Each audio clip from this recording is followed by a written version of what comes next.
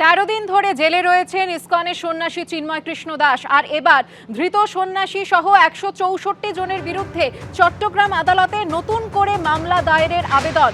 এক ব্যবসায়ী তিনি এই মামলা দায়েরের আবেদন করেছেন চট্টগ্রাম আদালতে, যেখানে আদালত চত্বরে চিন্ময় কৃষ্ণ দাসের অনুগামীদের বিরুদ্ধে মারধরের অভিযোগ তোলা হচ্ছে, সেই সঙ্গে আদালত চত্বরে থাকা গাড়ি ভাঙচুরের অভিযোগ তোলা হয়েছে।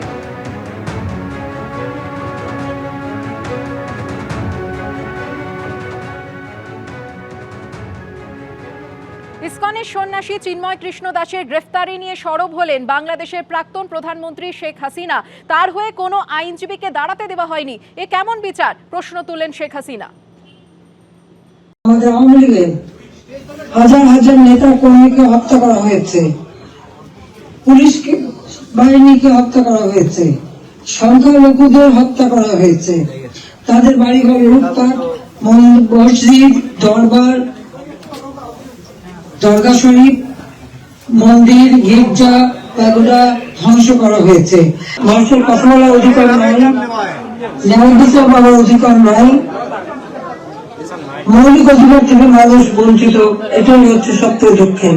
দরগা শরীফ, মন্দির, গির্জা, প্যাগোডা ধ্বংস করা হয়েছে। আজকেও যখন বাংলাদেশ অত্যন্ত একটা কঠিন সময়ের মধ্যে দিয়ে যাচ্ছে, একটা ফ্যাসিস্ট সরকারের অধীনে বাংলাদেশের মানুষের মৌলিক অধিকার, বেঁচে থাকার অধিকার সবই হরণ করা হয়েছে। সারা বাংলাদেশ জ্বলছে, প্রতিটি প্রতিষ্ঠান আগুনে পোড়ানো। সেই অবস্থায়ও প্রবাসীরা আজকে নির্যাতিত নিপীড়িত মানুষের পাশে আছে। একজন সাধু চিন্ময় কৃষ্ণ দাস, তাকে গ্রেপ্তার করা হলো, কিন্তু তার পক্ষে আইনজীবী দাঁড়াতে পারবে না। এটা কোন ধরনের বিচার যে একজন আসামির পক্ষে আইনজীবী দাঁড়াতে পারবে না? যদি কোনো আসামি আইনজীবী না দিতে পারে তো এটা সরকারের দায়িত্ব আইনজীবী নিয়োগ দিয়ে দেওয়া, ন্যায় বিচারের স্বার্থে। বাংলাদেশে ন্যায় বিচার নাই। দুই জেলায় শিক্ষা ব্যবস্থার বেহাল দশার ছবি প্রকাশ্যে এলো। পড়ুয়ার অভাবে দক্ষিণ 24 পরগনার অসংখ্য প্রাথমিক বিদ্যালয় বন্ধ হয়ে যাওয়ার আশঙ্কা দেখা দিয়েছে। মুর্শিদাবাদে আবার ছাত্র আছে, শিক্ষক নেই। অবস্থা এমন, রান্না সেরে পরীক্ষায় গার্ড দিতে হচ্ছে এক স্কুলের মিড ডে মিল কর্মীকে। স্কুল ভবন আছে, ক্লাসরুমে বেঞ্চ, ব্ল্যাকবোর্ড, চক, ডাস্টার আছে, পড়ানোর জন্য একাধিক শিক্ষকও আছেন। ফাঁকা ক্লাসরুমে অভাব শুধু পড়ুয়ার। কোনো বিদ্যালয়ে 2-5 জন পড়ুয়া আসে, তো কোনো বিদ্যালয় আবার পড়ুয়া শূন্য। কাছাকাছি প্রায় 200 কিলোমিটারের মধ্যে বেসরকারি স্কুল অনেক কটা দেখা যাচ্ছে। তারা বেসরকারি কিছু সুবিধা তো পাচ্ছে, সেই জন্য চাচ্ছে। পড়ুয়ার অভাবে দক্ষিণ 24 পরগনার অসংখ্য প্রাথমিক বিদ্যালয় বন্ধ হয়ে যাওয়ার আশঙ্কা দেখা দিয়েছে। সরকারি হিসেবে জেলার 20টি প্রাথমিক বিদ্যালয়ে পড়ুয়ার সংখ্যা সবচেয়ে কম। 20টি বিদ্যালয় আছে যাদের ছাত্র সংখ্যা অনেকটাই কম।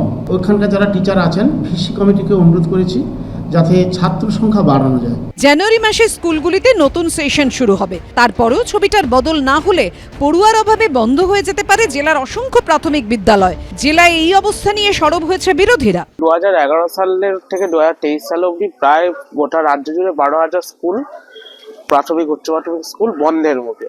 তার মধ্যে আমাদের জেলায় প্রায় সংখ্যাটা 500-এর কাছাকাছি। এই নিয়ে রাজ্য সরকার পুরোপুরি উদাসীন। সরকারি যে স্কুলগুলো, মানে প্রাইমারি স্কুলগুলো, পরিকাঠামোর ভীষণ অভাব এবং শিক্ষা ব্যবস্থা নিয়ে বর্তমানে প্রচুর পরিমাণে রাজনীতি তথা ব্যবসা আরম্ভ হয়ে গেছে। পাল্টা জবাব দিয়েছে শাসক দলও। কোনো স্কুল বন্ধ হওয়ার মতো পরিস্থিতি এখনো পর্যন্ত নেই। যা খবর, কিছু স্কুলে ছাত্র সংখ্যা কমেছে, সেটা যাতে ছাত্র সংখ্যা বাড়ায় সেই চেষ্টা করা হচ্ছে। দক্ষিণ 24 পরগনা স্কুলে শিক্ষক আছে, ছাত্র নেই। মুর্শিদাবাদে আবার উল্টো ছবি, সেখানে ছাত্র আছে, শিক্ষক নেই। অবস্থা এমন, রান্না সেরে পরীক্ষায় গার্ড দিতে হচ্ছে মিড ডে মিল কর্মীকে। হরিহরপাড়া শ্রীপুর জুনিয়র হাই স্কুলে 71 জন পড়ুয়া আছে, কিন্তু নেই কোনো স্থায়ী শিক্ষক। একজন অতিথি শিক্ষক স্কুলের পড়াশোনা থেকে দেখভালের দায়িত্বে রয়েছেন। পরীক্ষা হচ্ছে সেজন্য সাহায্য করছি স্যার। গার্ড দিচ্ছেন? হ্যাঁ, গার্ড দিচ্ছি। স্যারের অসুবিধা আছে সেজন্য আমি গার্ড দিচ্ছি ওদেরকে। স্কুলের বেহাল দশা নিয়ে তৃণমূলকে আক্রমণ বিরোধীদের।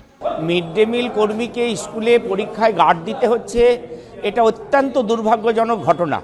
পশ্চিমবঙ্গের শিক্ষার হাল বেহাল, এটা এই ঘটনা প্রকাশ করে। দুটো ঘরে পরীক্ষা, একজনের বাথরুম পেয়েছিল, তাই কাউকে সাময়িক যাতে বাচ্চারা গন্ডগোল না করে তার জন্য সাময়িক দাঁড় করানো হয়েছিল। আগামী জানুয়ারির মধ্যে 3 জন ভ্যাকেন্সিতে টিচার চলে আসছে। এই অতিথি শিক্ষকের চাকরির মেয়াদ মাত্র 1 বছর।